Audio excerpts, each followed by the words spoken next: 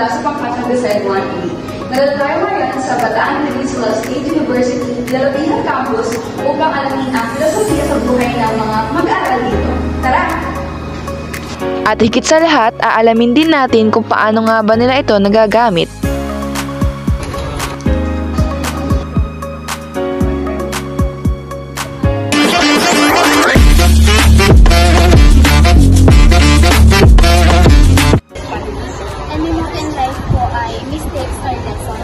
Nagagamit ko siya sa pang-araw-araw, lalo na kapag nagkakamali ako sa mga bagay. Hindi ko siya ganoon sinaseryoso, pero ginagawa ko siya as section sa buhay para maitama ko yung mga pagkakamali ko at hindi ko i-judge yung sarili ko.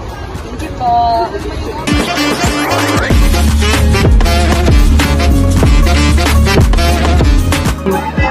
Ang pagsubok ay nagdadala sa mas matatag na sarili.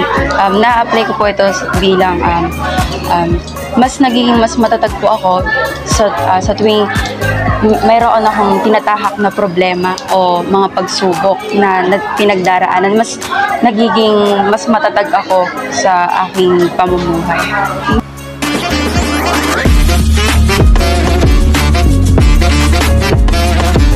Actually, isa lang naman yung philosophy ko sa buhay, which is yung Bible verse na tumatak talaga sa akin yung when the time is right, the Lord will make it happen. Ina-apply ko siya sa buhay ko through waiting for the perfect time na inilaan ni God for me. And as someone naman na may control sa buhay ko dito sa lupa, ginagawa ko lang yung best ko araw-araw para sa ikakabuti ng future ko. Yun lang.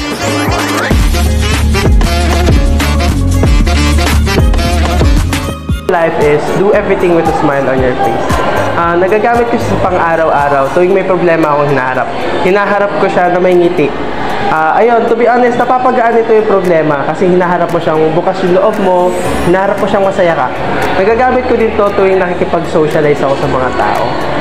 Naniniwala kasi ako na smiling or happiness is contagious. Nakakahawa siya. So, hopefully by smiling,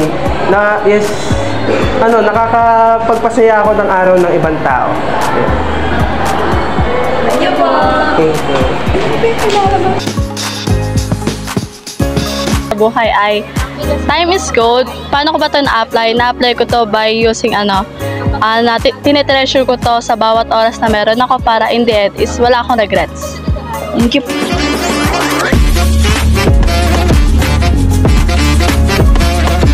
Ako po sa buhay ay everything happens for a reason, and na-apply ko siya, like for example, may isa akong bagay na hindi nakuha sa ngayon, so iniisip ko na lang na siguro hindi ko pa to nakuha sa ngayon kasi kailangan ko pang mag-improve, mas galingan ko pa, and bibigay rin to ni Lord sa akin.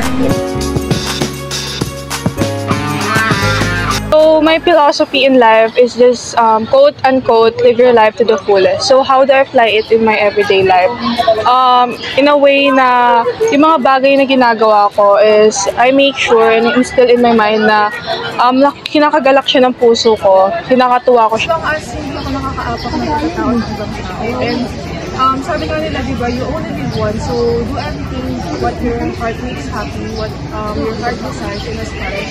As long as hindi ka nakakaapak ng pagkatao ng ibang tao, nakagalang ko ng puso.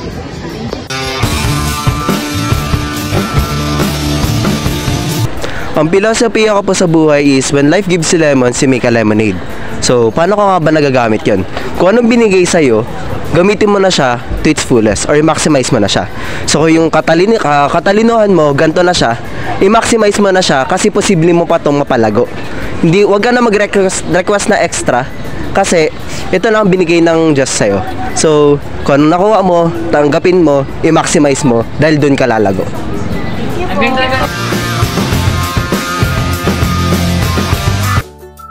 Philosophy ko po in life is, galing po siya sa Bible, yung do not be afraid for I am with you always. Nagagamit ko siya palagi kasi mahilig ako sa challenge, mahilig ako sa risk. Parang tumatakbo yung buhay ko sa gusto ko, lagi ako nasa challenge ganon. Ang tawag dito? Nagagamit ko siya, parang iniisip ko lagi kasama ko si Lord, hindi ako nag-iisa, pas lalo akong tumatapang. lalo ako nagkakaroon ng lakas ng loob gawin yung parang feeling ko hindi ko kaya. Pero pag iisipin kong nandyan naman siya sa likod ko, nasa tabi ko, nasa puso't isip ko, nagagawa ko siya.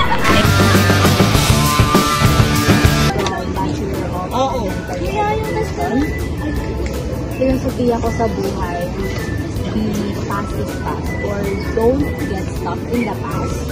And na-apply ko siya in my everyday life because I have this tendency na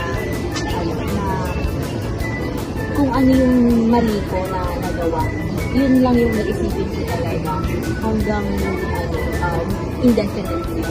And na-realize ko na ang hirap na mabuhay na gano'n. Talaga na-expose ko sa nagawa mo na isa na focus sa future or sa present na na mas kailangan talaga ng attention.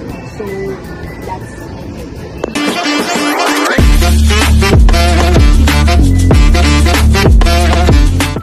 Ang lahat ay may layon. Bilang isang player, nagagamit ko siya kasi hindi sa lahat ng pagkakataon lagi kaming panalo. Kailangan namin matalo para matuto kami para alam na namin yung gagawin namin sa susunod na laban.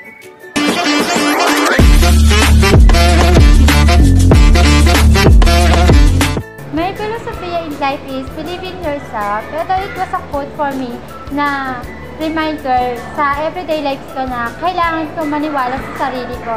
Especially kapag may mga circumstance, struggles na nangyayari sa buhay ko.